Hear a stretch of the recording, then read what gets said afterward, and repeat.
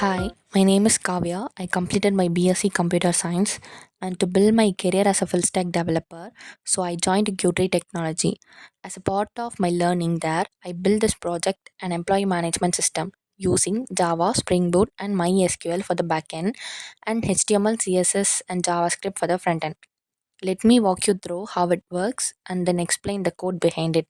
Here is the here is the dashboard.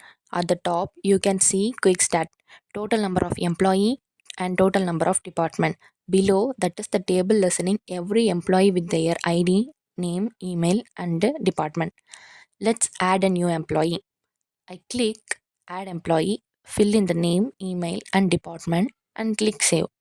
After it saves, and there it is, the new employee shows up in the table right away without the page reloading. That's because the front end talked to the back end using REST API.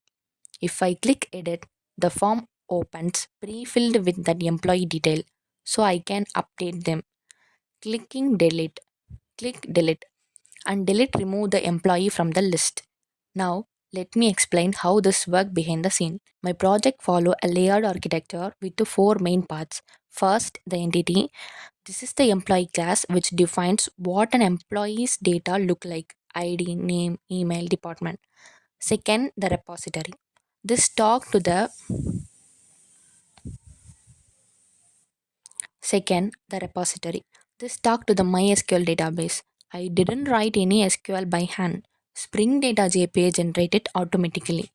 Third, the service.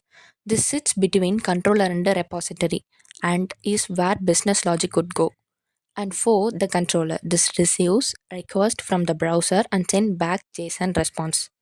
So here is the full flow. When I click save on the front end, JavaScript send the request to the controller. The controller call the service. The service calls the repository, and the repository save the data into MySQL. Then the response come back as JSON, and the front end update the screen, all without reloading the page. That's my employee management system project. Thanks for watching.